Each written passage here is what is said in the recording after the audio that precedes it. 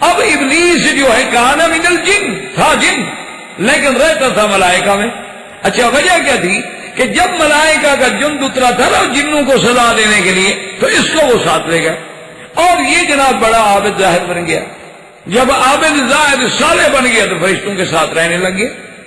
تو ہر قسم کے آدمی رہتے ہیں، لیکن یہ نہیں کہ کبھی بھی وہ فرشتہ نہیں تھا۔ ایک بات یاد رکھنا کہ ابلیس جو ہے کان من الجن ففسق عن امر ربہ، اسی لیے حضرت حسن بصری رحمۃ اللہ علیہ فرماتے ہیں لم یکن طرفۃ عین قط من الملائکہ، ایک پلک جھپکنے کے لیے بھی وہ فرشتہ نہیں تھا، وہ جن تھا، لیکن کانا مال ملائکہ، ملائکہ کے ساتھ رہتے تھے۔ اب جب وہ گزرے اور دیکھے کہ ایک لمبی سی چیز پڑی ہے تو وہ یوں اس کو بجائے تو کچھ آواز آئے، وہ سوکھ گئی نا مٹی۔ اچھا اور اس کے بعد دیکھے کہ اوپر سے خالی ہے، پھر پھونک مارے، جو پھونک مارے نا جی تو ہوا نکل جائے نیچے سے، تو کہے ہاں کچھ سمجھ نہیں آتی کہ ہے کیا، لیکن جو بھی ہے عجیب ہے، اندر سے خالی، لا یتمالک، یہ جم کے کھڑا نہیں ہو سکے گا، ضرور پھسلے گا، کیونکہ اندر سے خالی چیز کو کھڑا کریں کتنی دیر کھڑی ہوگی، گر جائے گی، پھسل جائے گی۔ لیکن اگر بھاری پتھر کو کھڑا کریں تو ساری زندگی کھڑا رہے گا۔ اب جناب اس کے بعد اللہ نے حکم دیا، یہ تو تھا جسد آدم، فرمایا کہ اور اس کو پیدا کس سے کیا، فرمایا اپنے ہاتھوں سے، خلقت بیدی، اسی لیے قرآن کہتے ہیں، اللہ نے فرمایا ما منعک ان تسجد لما خلقت بیدی استکبرت، اللہ نے فرمایا ابلیس جس کو میں نے اپنے ہاتھوں سے، یعنی فرشتوں کو حکم دیا ہو، اللہ فرشتوں کو کہ ابھی بناؤ آدم، نہ، فرمایا میں نے خود بنایا، اپنے ہاتھوں سے بنایا، اور اس کے بعد حکم دیا فَإِذَا صَوَّيْتُهُ وَنَفَخْتُ فِيهِ مِن رُّوحِي فَقَعُوا لَهُ سَاجِدِينَ، اللہ نے حکم دے دیا کہ اے میرے ملائکہ جب میں آدم کو بنا لوں اور جب اس میں اپنی روح میں سے پھونکوں، جب روح پھونکی جائے تو تم پھر اس کے بعد سارے اس کو سجدہ کرو، اعظام تکریم۔ اب اللہ نے آدم علیہ السلام میں جب روح پھونکی، جب روح آئی نا تو سب سے پہلے چھینک آئی، جب چھینک آئی تو اللہ نے فرمایا کہو الحمدللہ، تو آدم علیہ السلام نے کہا الحمدللہ، فرشتوں نے کہا یرحمک اللہ، تو اسی سے یہ آج تک سنت چلی آ رہی ہے کہ جب آپ کو چھینک آئے آپ کہیں الحمدللہ، اور سننے والا کہے یرحمک اللہ، اور پھر وہ جواب دے کہ یہدیکم اللہ۔ تو آدم علیہ السلام، اور اسی طرح آیا کہ جب آدم علیہ السلام کی روح یہاں تک پہنچی، یعنی آپ کے نصف بدن تک، اور جناب جنت کی بڑی بڑی عجیب منظر نظر آئے تو آدم علیہ السلام اٹھنے لگے۔ اب اٹھے کیسے، نیچے تو روح ہے نہیں نا، پھر گر گئے۔ اللہ نے فرمایا خلق الانسان من اجل، بھی انسان ہے بڑا جلد باز، انسان بڑا جلد باز ہے، صبر نہیں ہے انسان میں، ذرا سی چیز دیکھے بس کہتا ہے آج ہی سب کچھ مجھے مل جائے، آج ہی حاصل ہو جائے سارا قصہ کا۔ انسان کے بس میں ہو نا، وہ کہے میں پیدا بھی آج ہوں اور اسی آج ہی جوان ہو جاؤں، آج ہی پڑھ جاؤں، آج ہی ڈگری مل جائے، آج ہی نوکری مل جائے، اور آج ہی سارے پیسے لوگوں کے اٹھا کے میری جیب میں آ جائے۔ انسان عجوب ہے، خلق الانسان من اجل۔ تو وجہ کیا تھی کہ آدم میں جب اجرت آئی تو اولاد میں بھی تو اجرت آئے گی۔ اب جب اللہ نے آدم علیہ السلام کو پیدا فرمایا، حکم دیا ملائکہ کو، فسجد الملائکۃ کلھم اجمعون الا ابلیس، سب ملائکہ نے سجدہ، سب نے سجدہ کیا مگر ابلیس نے سجدہ کیا۔ اسی لیے علماء نے لکھا ہے کہ اول ذنب اذنب فی السماء الحسد، کہ سب سے پہلا گناہ جو ہے آسمانوں میں کیا گیا وہ حسد ہے، اور کہ ابلیس کو حسد پیدا۔ اب اللہ کے فرشتے بھی سوچنے لگے، انہوں نے کہا کہ سجدہ تو خیر ہم کر دیتے ہیں، اللہ کا حکم ہے، لیکن لن یخلق اللہ خلقا اعلم منا واکرم منا، اللہ کوئی ایسی مخلوق نہیں بنائیں گے جو ہم سے زیادہ عزت والی ہو یا ہم سے زیادہ علم والی ہو۔ اسی لیے جب آپ اس بات کو سمجھیں گے، اسی لیے قرآن کہتا ہے نا کہ میں لے آؤ، بتاؤ ان کو تم صادقین، اگر تم سچے ہو تو وجہ کیا ہے، ان کو تم صادقین کہنے کی کیا ضرورت ہے؟ بھئی تم جو کہتے تھے کہ ہم اکرم ہیں، تم جو کہتے تھے ہم عالم ہیں، تو آ جاؤ امتحان دو۔ تو اللہ نے آدم علیہ السلام کو پیدا کیا، ملائکہ نے آدم علیہ السلام کو سجدہ کیا، اللہ نے آپ کو شرف بخشا، اور پیدا ہونے کے بعد اللہ نے حکم دیا آدم علیہ السلام کو کہ آدم علیہ السلام جا کے جنت میں قیام فرمائیں، جنت میں رہیں۔ اب اس میں بھی اختلاف ہے کہ کیا وہ جنت الخلد تھی؟ تو اگر وہ جنت الخلد تھی تو پھر آدم نکالے کیسے گئے؟ وہ تو قاعدہ ہے جو اس جنت میں جائے گا کبھی نکلے گا نہیں، اور اس جنت کے اندر تو یہ کمال ہے کہ لا تجوع فیہا ولا تعرا، وہاں نہ بھوک ہوگی، نہ عریانی ہوگی، نہ تکلیف ہوگی۔ اچھا، پھر جب جنت میں ہم جائیں گے تو ہمیں منع نہیں کیا جائے گا، احکام نہیں ہوں گے۔ اسی لیے حدیث میں آتا ہے نا کہ جب جنت میں اللہ تبارک و تعالی اہل جنت کو اپنا دیدار کرائیں گے فخروا سجدا، تو مسلمان جو ہے فوراً جنتی سجدے میں گر جائیں گے۔ اللہ فرمائیں گے ارفعوا رؤوسکم لیس دار تکلیف، اٹھاؤ سر اپنا، یہ دار تکلیف تھوڑا ہے، یہ تو جنت ہے۔ وہ تو سجدے کے دور گزر گئے، وہ تو دنیا تھی جو تم نے سجدے کر دیے وہ ہم نے قبول کر لیا، اب تو مزے کرو بھائی، کھاؤ پیو عیش کرو، بس اب تو راحت ہی راحت ہے، آرام ہی آرام ہے۔ اس لیے اختلاف ہے کہ کیا اللہ تبارک و تعالی رحم فرمائے کہ آدم علیہ السلام جس جنت میں داخل کیے گئے وہ جنت وہی تھی، جنت الخلد تھی، یا وہ جنت جو ہے اور جنت تھی؟ تو راجح اقوال اسی طرح ہیں کہ اور جنت تھی، وہ اصل جنت جو ہے وہ نہیں، بلکہ اللہ کے ہاں کئی جنتیں ہیں۔ اللہ تبارک و تعالی، حتیٰ کے بعد مفسرین تو یہ کہتے ہیں کہ ان کو جنت میں رکھا گیا، وہ جنت بھی زمین پہ تھی، اور جو اصل جنت ہے وہ آسمانوں پہ ہوگی۔ لیکن بعض علماء اس پہ اعتراض کرتے ہیں کہ جب اللہ نے فرمایا کہ اترو، تو اگر وہ آسمان میں نہیں تھی اور زمین میں تھی تو زمین میں سے اترو کا کیا مطلب؟ تو اس کا بھی علماء نے جواب دیا ہے کہ جب نوح علیہ السلام کشتی پہ چڑھے تو ان کو بھی تو اللہ نے حکم دیا تھا قیل یا نوح اہبط بسلام منا، تم اترو کشتی سے۔ تو اس لیے اگر آدمی کو ایک مکان سے بھی کہا جائے اترو تو کہہ سکتے ہو، ایک کمرے سے بھی کہا جائے اترو تو کہہ سکتے ہو، ایک گاڑی سے بھی کہو بھی کار سے اترو بھائی، گاڑی سے اترو بھائی، یہ کرسی پہ بیٹھو یار اترو، اب حالانکہ کرسی چاہے زمین پہ رکھی ہو۔ تو اس لیے ضروری نہیں ہے کہ وہ جنت وہی ہو، اس جنت کے احکام الگ ہیں اور اس جنت کے احکام الگ ہیں۔ وما علینا الا البلاغ، الحمد للہ وکفا والصلاة والسلام علی خاتم الانبیاء محمد المصطفى وعلى آلہ المجتبى واصحابہ النجبى۔ برادران اسلام، مسجد مستشفی ملک فیصل میں دروس قصص الانبیاء کا یہ دوسرا درس ہے۔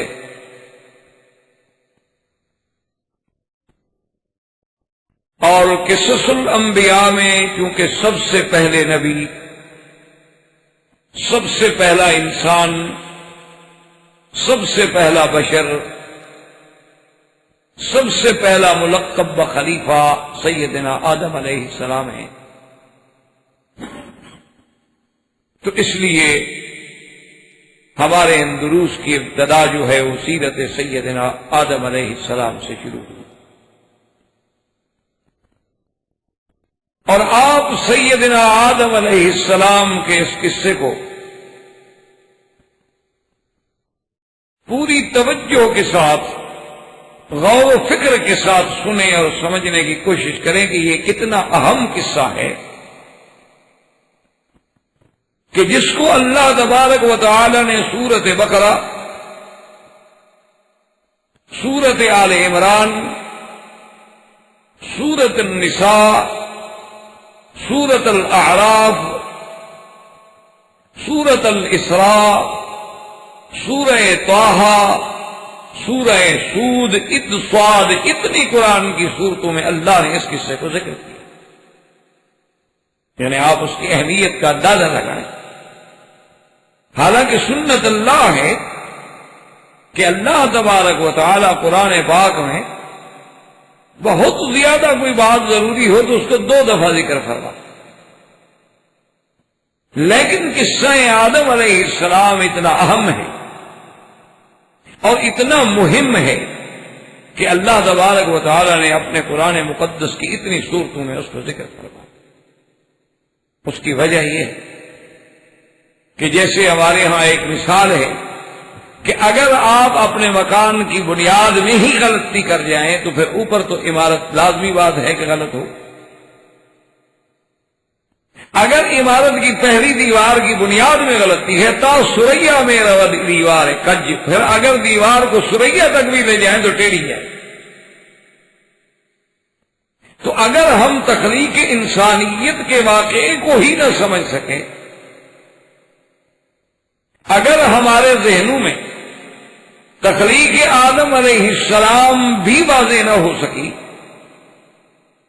اور اگر ہم وہ ڈارون کے فلسفے میں مبتلا رہے، یا ہم مغرب سے متاثر ہو کر مادیت میں کھو گئے، یا ہم نے دنیا کے مختلف الخیال لوگوں کی آراء میں مختلف باتیں سوچ سوچ کے اپنے ذہنوں کو پراپگنڈا کر لیا، تو بات جو ہے وہ تو ساری کی ساری ختم ہو جائے گی. اگر خدا نہ خواستہ تخلیق آدم سمجھ نہ آئے تو پھر 1,24,000 پیغمبر کا سمجھنا کیسے ہوگا؟ تو اس لیے اللہ تبارک و تعالی نے سیدنا آدم علیہ السلام کے اس قصہ مبارکہ قرآن کی مختلف صورتوں میں ذکر کرتا. اب سابقہ درس میں الحمدللہ ہم پڑھ چکے کہ اللہ نے آدم علیہ السلام کو مٹی سے پیدا فرمایا، یعنی اس کا جزو اعظم مٹی ہے. یہ نہیں کہ صرف مٹی ہے، عناصر اربع ہیں انسان، مٹی ہے، پانی ہے، آگ ہے، ہوا ہے، لیکن جزو اعظم جو ہوتا ہے تو ذکر اسی کا کیا جائے. یعنی اللہ نے فرشتوں کو نور سے پیدا کیا، اللہ نے جنات کو نار سے پیدا کیا، اور اللہ نے آدم علیہ السلام کو مٹی سے پیدا کیا. اور یہ بھی الحمدللہ ہم پڑھ چکے کہ تراب یا طین یا طین اللازب یا صلصال کالفخار یا حمأ مسنون، یہ تضاد اور اختلاف نہیں بلکہ مختلف کیفیات کا ذکر. آدم علیہ السلام کو پیدا کرنے کے بعد اللہ تبارک و تعالی نے ملائکہ کو حکم دیا کہ آدم کو سجدہ. اب اس میں بھی علماء امت کا اختلاف ہے کہ سجدہ کرنے والے ملائکہ جو تھے وہ ملائکۃ الارض تھے صرف، یا سجدہ کرنے والے ملائکہ جو ہیں وہ ملائکۃ السما تھے فقط،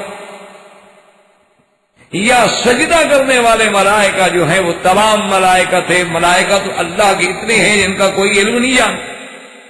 وَمَا يَعْلَمُ جُنُودَ رَبِّكَ إِلَّا هُوَ، اللہ کے فرشتوں کا عدد کوئی.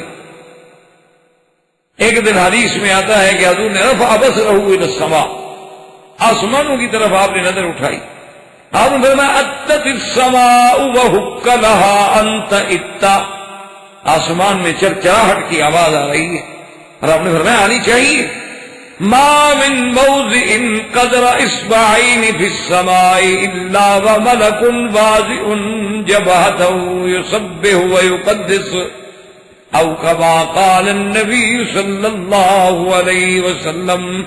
حضور نے فرمایا 2 انگشت کے برابر بھی آسمانوں میں جگہ نہیں مگر کوئی نہ کوئی اللہ کا فرشتہ یا سجود میں ہے یا رکوع میں ہے، اللہ کی تسبیح و تقدیس بیان کر رہے ہیں. تو اس لیے علماء کا یہ اختلاف ہے کہ آدم علیہ السلام کو سجدہ جو ہے وہ تمام ملائکہ نے کیا ہے، یا صرف ملائکۃ الارض ہیں، یا صرف ملائکۃ السما. لیکن راجح قول، جمہور کا قول، جمہور مفسرین کا قول یہ ہے کہ ہم ان اختلافات میں کیوں پڑیں جب اللہ کا قرآن واضح کہتا ہے کہ فَسَجَدَ الْمَلَائِكَةُ كُلُّهُمْ أَجْمَعُونَ. اللہ کہتے سب کو، اور ہر جگہ اللہ پاک نے قرآن میں یہی فرمایا ہے، جیسے کہ سورۃ طٰہٰ کی اس آیت میں وَإِذْ قُلْنَا لِلْمَلَائِكَةِ اسْجُدُوا لِآدَمَ فَسَجَدُوا إِلَّا إِبْلِيسَ أَبَىٰ، صرف ابلیس نے سجدہ نہیں کیا. تو جب اللہ کہتا ہے، ایک تو لفظ کلہم، لفظ کل جو ہے وہ بھی استغراق کے لیے ہوتا ہے، اور اجمعون کا صیغہ جو ہے وہ بھی جمع پہ دلالت کرتا ہے. تو لہذا ہم بلا وجہ چھوٹے چھوٹے اختلافات میں کیوں پڑیں؟ اس لیے ظاہر بات جو ہے جمہور مفسرین کرام کے نزدیک وہ یہی ہے کہ اللہ کے حکم سے تمام ملائکہ نے آدم علیہ السلام کو سجدہ کیا. اور یہ بات بھی سمجھ لیں کہ یہ سجدہ جو ہے سجدہ تکریم، یہ سجدہ جو ہے سجدہ تعظیم، یہ سجدہ جو ہے سجدہ عبادت ہے. اچھا، لیکن سجدہ تعظیم بھی آدم علیہ السلام کی شرح میں اور آسمانوں میں ہوا اللہ کے حکم سے. سرکار دو جہاں سیدنا محمد رسول اللہ صلی اللہ علیہ وسلم کی شریعت میں کسی انسان کو سجدہ تعظیم کرنا بھی حرام. اس لیے بعض احباب یا بعض علماء لوگوں کو جو مغالطہ دیتے ہیں کہ ہم قبروں پہ سجدے کرتے ہیں، یا ہم اپنے پیروں کو اور مشائخ کو سجدہ کرتے ہیں، یا ہم اپنے بزرگوں کے پیروں پہ گرتے ہیں، یا ہم اپنے والدین کے پاؤں میں جھکتے ہیں، تو یہ تعظیم مقصود ہے، عبادت نہیں ہے. تو یہ بھی غلط ہے. ہمارے آقا کی شریعت میں تو سجدہ تعظیم بھی حرام، اس لیے کہ حضور صلی اللہ علیہ وسلم نے صحابہ نے جب پوچھا تھا کہ یا رسول اللہ صلی اللہ علیہ وسلم، دنیا کے بادشاہوں کو لوگ سجدہ کرتے تو آپ ہمیں اجازت دیں کہ ہم آپ کو بھی سجدہ. حضور صلی اللہ علیہ وسلم نے فرمایا کہ خبردار کسی کو سجدہ. حالانکہ صحابہ کا مقصد پوچھنے کا کیا تھا؟ تعظیم تھی. صحابہ حضور کو عبادت کے لیے تو سجدہ کرنا نہیں چاہتے تھے. یہ تھا کہ جیسے لوگ بادشاہوں کی تعظیم کرتے ہیں، پہلے فرشی سلام کرتے ہیں، پھر جھکتے ہیں، پھر سجدہ کرتے ہیں، پھر ہاتھ باندھ کے سامنے کھڑے ہوتے ہیں، تو حضور آپ تو ہمارے دنیا و دین کے بادشاہ ہیں. حضور نے فرمایا کہ نہیں، میری شریعت میں کسی کو بھی سجدہ کرنا جو ہے وہ ناجائز ہے. اور اگر سجدے کی اجازت ہوتی لَأَمَرْتُ امْرَأَةً أَن تَسْجُدَ لِزَوْجِهَا، میں عورت کو حکم دیتا کہ وہ اپنے خاوند کو سجدہ کرے. کہ ایک عورت پر اس کے خاوند کے کتنے بڑے حقوق ہیں، اور ایک عورت کے لیے اس کے خاوند کی کتنی بڑی تعظیم ہے، ایک عورت کے لیے خاوند کی کتنی بڑی عظمت ہے، کہ میں اس کو حکم دیتا لیکن شریعت اجازت نہیں دیتی. تو لہذا یہ مسئلہ جو ہے وہ صاف ہو گیا کہ آدم علیہ السلام کو تمام ملائکہ نے سجدہ کی، اور وہ سجدہ تکریم تھا اور اللہ کے حکم سے تھا. ہم اگر کسی کو سجدہ نہیں کرتے تو اللہ کا حکم ہے کہ کسی کو سجدہ نہ کرے، اور حضور صلی اللہ علیہ وسلم کا حکم ہے کہ کسی کو سجدہ کرے. اب سجود ملائکہ کے بعد دوسرا مرحلہ آیا امتحان کا کہ اللہ تبارک و تعالی نے آدم علیہ السلام کو تمام اشیاء کے علم سکھلا دی. اللہ تبارک و تعالی نے علم عطا فرما دیا، حتیٰ کہ حضرت ابن عباس رضی اللہ تعالی عنہ فرماتے ہیں کہ علم آدم الاسماء کا معنی یہ ہے کہ اسماء کل شیء، کہ هذه دابہ وهذه شجرہ وهذه کذا وهذه کذا وهذه کذا، ہر چیز کا علم دے دیا کہ یہ جانور ہے، یہ درخت ہے، یہ انار ہے، یہ انگور ہے، یہ فلاں چیز، سارے اسماء سکھلا دیے. بنیادی طور پر ان چیزوں کے نام سکھلا دیے، بتلا دیے. اور اس کے بعد پھر اللہ نے امتحان و اختبار شروع فرمایا، اور اللہ نے فرمایا کہ اب ایسا کرتے ہیں کہ ملائکہ کا امتحان ہو جائے. وَعَلَّمَ آدَمَ الْأَسْمَاءَ كُلَّهَا ثُمَّ عَرَضَهُمْ عَلَى الْمَلَائِكَةِ فَقَالَ أَنبِئُونِي بِأَسْمَاءِ هَؤُلَاءِ إِن كُنتُمْ صَادِقِينَ. قالوا سبحانك لا علم لنا إلا ما علمتنا إنك أنت العليم الحكيم. اب اللہ تبارک و تعالی نے آدم علیہ السلام کو تو تمام اسماء کا علم عطا فرما دیا اور ملائکہ کو پیش کیا. جب یہ چیزیں ہیں ساری چیزیں سامنے کر دی، اور اللہ نے حکم فرمایا کہ ملائکہ انبئون، مجھے بتلاؤ کہ ان چیزوں کا نام کیا ہے. اب اور ساتھ یہ بھی فرمایا کہ ان کنتم صادقین، اگر تم سچے. تو ان کنتم صادقین کا معنی یہ ہے، علماء نے لکھا ہے کہ جب آدم علیہ السلام کو اللہ نے پیدا کرنے کا فیصلہ فرما دیا اور ملائکہ کو بتلا دیا کہ انی جاعل فی الارض خلیفہ، تو ملائکہ آپس میں کہنے لگے، اور بعض علماء نے فرمایا کچھ نے تو کہا اور بعض کے دل میں یہ بات آئی، زبان پہ نہیں آئی، کہ لن یخلق اللہ خلقا اکرم منا واعلم منا، اللہ کوئی ایسی مخلوق پیدا نہیں کریں گے جو ہم سے زیادہ عزت والی، یہ ہم سے زیادہ علم والی، کیونکہ وہ تجربہ کر چکے تھے کہ اللہ نے پہلے مخلوق پیدا فرمائی جنوں کی، لیکن جنات نے زمین میں فساد پھیلایا، تو پھر اللہ نے ہمیں بھیجا ان کے سیدھا کرنے کے لیے، ان کو کنٹرول کرنے کے لیے، تو اس کا مطلب ہے کہ ہم عالم ہیں، ہم اکرم ہیں۔ انہوں نے کہا کہ ٹھیک ہے، اللہ مخلوق تو پیدا کرنا چاہتے ہیں، جو بھی پیدا کریں، لیکن ہم سے زیادہ عزت والا نہیں ہوگا، ہم سے زیادہ علم والا نہیں ہوگا۔ یہ بات ان کے دل میں آئی، تو اللہ نے فرمایا کہ اگر اس خیال میں تم سچے ہو، اگر اس دعوے میں تم سچے ہو کہ تم سے کوئی اکرم نہیں اور تم سے کوئی عالم نہیں، تو اکرم کا قصہ تو دیکھ لیا کہ ہم نے ملائکہ سب کو حکم دیا کہ آدم کو سجدہ کرو، وہ تو تم پہ واضح ہو گیا کہ آدم سب سے اکرم ہے، آدم علیہ السلام سب سے افضل ہے۔ جیسے کہ کسی شاعر نے بھی کہا ہے کہ فرشتے سے بہتر ہے انسان بننا، فرشتے سے بہتر ہے انسان بننا، لیکن اس میں پڑتی ہے محنت زیادہ، محنت تو زیادہ کرنا پڑتی ہے، لیکن اللہ نے جو انسان کو مقام دیا ہے، اب دیکھیں 1,24,000 پیغمبر اللہ نے فرشتوں میں تو نہیں بھیجا، اللہ نے انسانوں میں بھیجا، اور اللہ نے انبیاء کو تو اتنا بڑا مقام دیا ہے کہ سب سے افضل فرشتہ جو ہے وہ جبریل ہے، اور اس کا عالم یہ تھا کہ جیسے میرے آقا کا خادم ہو کہ بغیر اجازت کے گھر میں داخل نہیں ہو سکتا، بغیر اذن کے بات نہیں کر سکتا۔ حضور صلی اللہ علیہ وسلم کی لیلۃ المعراج میں سواری پکڑ کے لانے والا، سواری پہ سوار کرانے والا جبریل ہے، یعنی وہ ڈپٹی کر رہا ہے جو ایک خادم ڈپٹی کرتا ہے، تو مقام انسانیت کتنا بڑا بلند ہے۔ لیکن شرط یہ ہے کہ انسان بن جائے، شرط یہ ہے کہ انسان صحیح معنوں میں اپنے مقام انسانیت کو پہچان لے۔ اس لیے اللہ نے فرمایا کہ دیکھو جہاں تک تمہارا خیال تھا کہ تم سب سے اکرم ہو، وہ بات ختم ہو گئی، تمہیں پتہ لگ گیا کہ آدم سب سے اکرم، اور تمہارا خیال تھا کہ ہم سب سے زیادہ عالم ہیں، تو اب نام بدلاؤ۔ میں کہا اللہ بھی ہمیں تو نہیں آتی، ہمیں تو وہ چیز آتی ہے جو آپ نے ہمیں سکھلائی ہے، ہمیں تو تسبیح اور تقدیس جو آپ نے بتلائی اس کے علاوہ تو ہم کچھ نہیں جانتے، ہمارے ہاں کوئی علم غیب تو ہے نہیں، تو اس لیے لا علم لنا الا ما علمتنا انک انت العلیم الحکیم، ہم اعتراف کرتے ہیں کہ ہمارے پاس علم نہیں ہے۔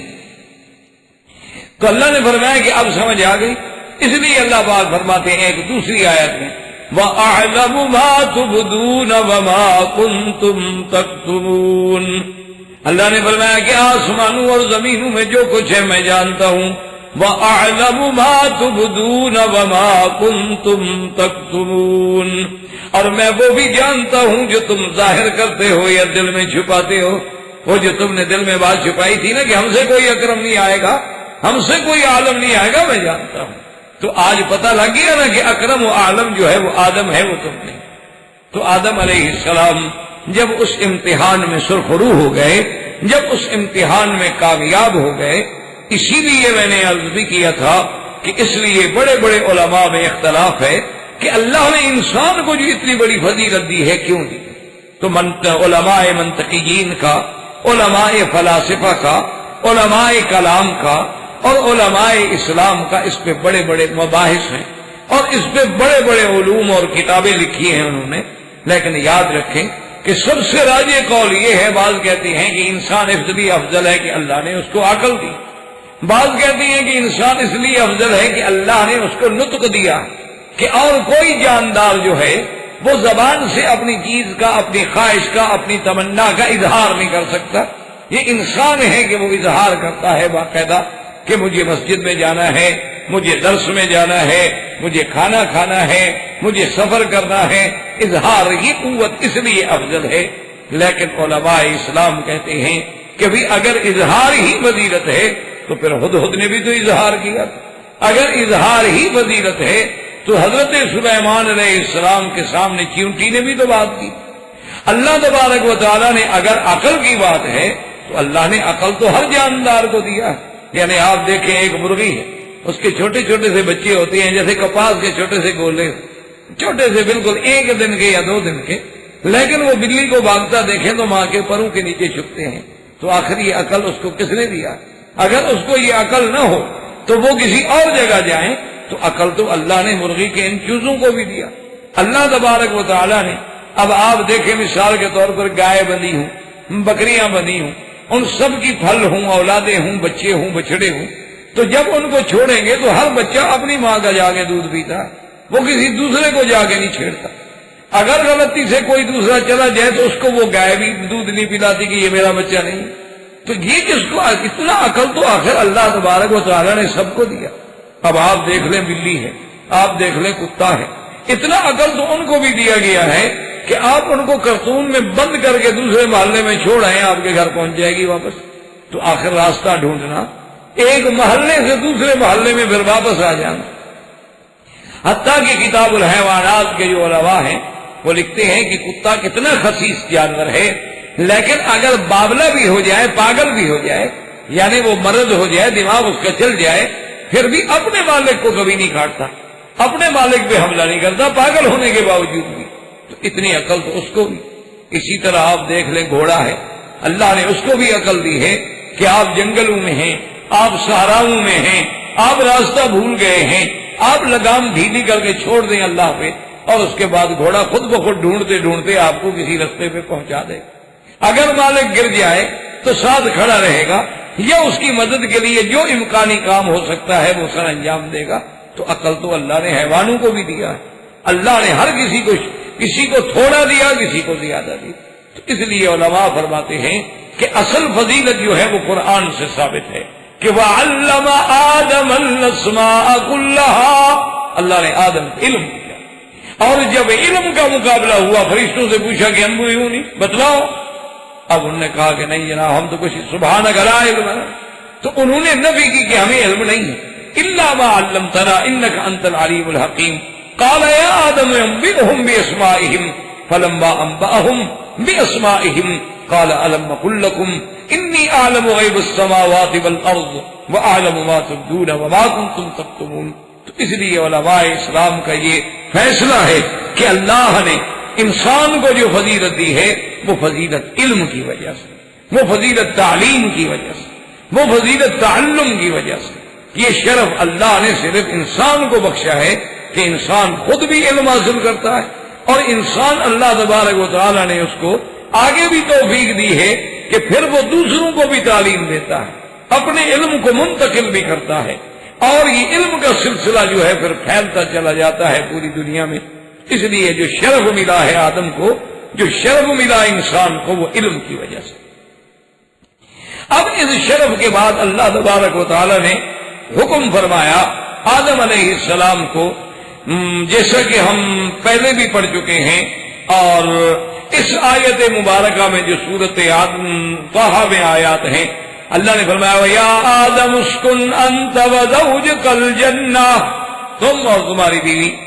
تو اس سے پیدا یہ ہوا کہ آدم علیہ السلام کو جنت میں داخل کرنے کا حکم ملا. اور بعض علماء فرماتے ہیں کہ آدم سے حوا پیدا کرنے کے بعد دونوں کو حکم دیا.